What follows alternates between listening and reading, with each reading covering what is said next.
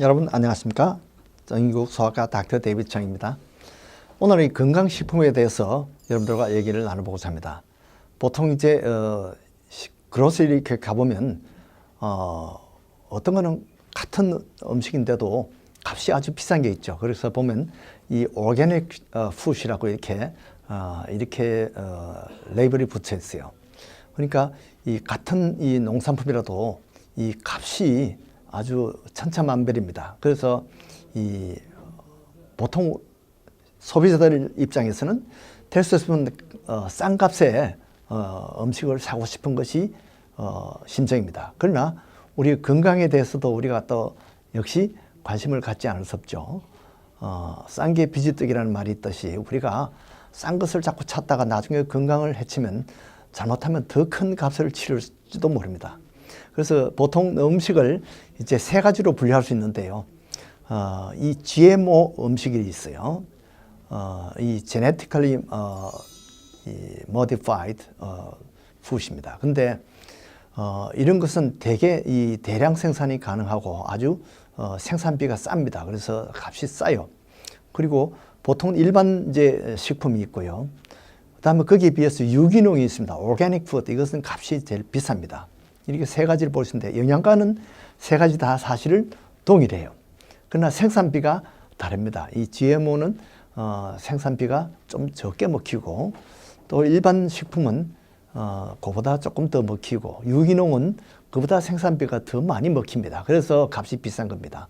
그러나 건강에는 우리가 짐작해도 유기농이 가장 좋고 그 다음에는 일반 음식 GMO가 건강에 제일 문제가 될 수 있을 것으로 그렇게 짐작할 수가 있습니다. 그러면 무엇이 문제냐? 그것을 한번 오늘 짚어 넘어가겠습니다. 건강에 관계되는 것이 가장 좋은 것이 사실은 이 오르가닉 푸드인데요. 보통 우리가 유기농이라고 말하는 겁니다.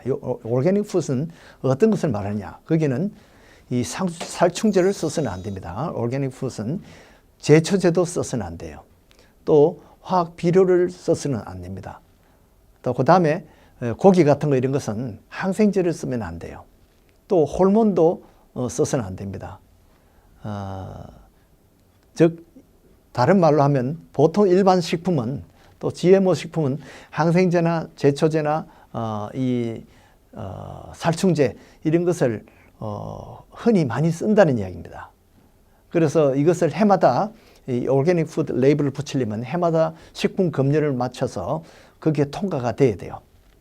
그래서 문제가 뭐냐, 건강의 문제가 뭔지 하면 물론 여러 가지 다른 문제점도 있겠지만은 우리 건강에 대한 문제를 한번 짚어보겠습니다. 이 제초제는 이 말 그대로 풀을 제거하는 겁니다. 가령 콩을 재배하려면 콩만 잘 자라고 잡초는 없애주는 것이 농부들의 바람이죠. 그래서 이 풀을 죽이는 그런 약을 씁니다. 옛날에 제가 어릴 때 우리는 시골에 벼를 키우는데 그때 DDT라는 약을 썼어요. 이 DDT는 이 잡초를 없애는 그런 약이었어요. 근데 그러나 이 벼는 잘 자랄 수 있도록 그렇게 돼 있었습니다. 그런데 어느 순간에 그것이 없어졌어요. 왜냐하면 알고 보니까 그 DDT가 여러 가지 인체에 해로운 그러한 문제점이 있어요. 그래서 그것이 없어졌는데 이 제초제 중에 제일 유명한 것이 바로 에이전트 오렌지라는 것이 있습니다. 그것은 뭐냐면 월남전 때 썼던 그 제초제인데 월남전에서 그 숲이 너무 우거지니까 비에트콩이 거기서 숨어서 있다가 기습작전을 하는 바람에 미군들이 많이 희생을 당했어요. 그래서 이 풀을 말려버려야 되겠다. 그래서 제초제를 많이 뿌렸어요.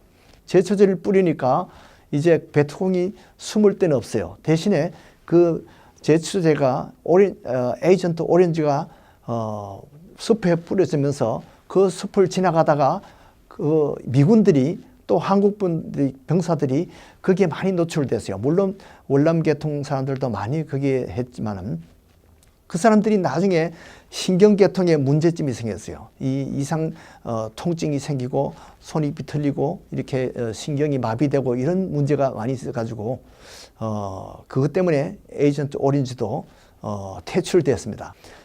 그리고 이제 이 살충제가 이제 DDT를 많이 쓰는데 그것도 이런 여러 가지 문제점 때문에 퇴출이 되었는데 지금도 쓰는 모든 살충제들이 여러 가지 우리가 몰랐던 ADHD가 사실은 정신 집중을 못하는 그런 병인데 이런 것이 옛날에는 거의 없었어요. 그런데 요즘 와서 ADHD가 비율이 상당히 높아진 거예요. 거의 아이들이 100명 중에 너다섯 명이 ADHD가 생기는 거예요.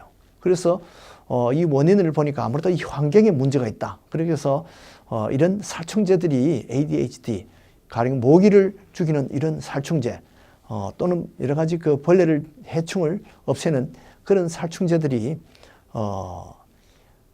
바로 이 사람에게도 이 해를 끼친다는 겁니다. 그래서 거기에 관계되는 병들이 ADHD 또 백혈병도 생기고요. 캔서도 생깁니다. 어떤 경우는 이런 약들이 대장암이나 임파선암 또는 이것 때문에 선천성 기형아가 많이 생깁니다. 어떤 경우에는 이 약 때문에 가임률이 저하된다 그랬어요. 임신이 잘 안 된다는 거죠. 또 이 약 때문에 이 피부염이 생길 수가 있습니다. 보통 우리가 생각하는 것은 이 피부염입니다. 사실은 보통 피부염은 우리가 걱정을 하는데 이런 여러 가지 더 심각한 것을 우리가 모르고 있어요. 그리고 신경마비라든지 이 파킨슨이나 치매 같은 이런 병도 이런 살충제와 연관이 있을 것으로 그렇게 지금 의심을 하고 있습니다. 그래서 이런 식품들 여러 가지 사과나 배 이런 것을 할 때 이 사과나 배 같은 것을요 보면 그냥 키우면요 다 벌레들이 다 먹어치웁니다. 그래서 팔 게 없어요. 그 농부들이 할 수 없이 약을 치게 됩니다. 제가 어릴 때는 과수원에서 이 파라치온이라는 그런 약을 썼는데 그런 약들을 사람들이 잘못 먹고 죽는 경우도 있어요. 그런데 이런 약들이 사실은 신경마비나 이런 여러 가지 부작용이 많다는 겁니다. 그래서 요즘은 파라치온보다 조금 더 약한 말라치온이라는 그런 약들을 쓰고 있는데 어쨌든 이런 약들이 다 지금 우리 신경계통이나 이런 여러 가지 부작용이 있을 수 있다는 거죠. 자, 그래서 이런 물론 과일이나 이런 것도 중요하지만 축산업도 사실은 여러 가지 문제점들이 많은데 이 축산업을 해서 사람들이 농장을 경영할 때 닭이 빨리 컸으면 좋겠고 소나 돼지가 빨리 컸으면 좋겠어요. 그래서 성장 호르몬을 씁니다. 그래서 이 성장 호르몬이나 에스트로겐 이런 호르몬을 써가지고 이것이 우리에게 조기 성징을 가져옵니다.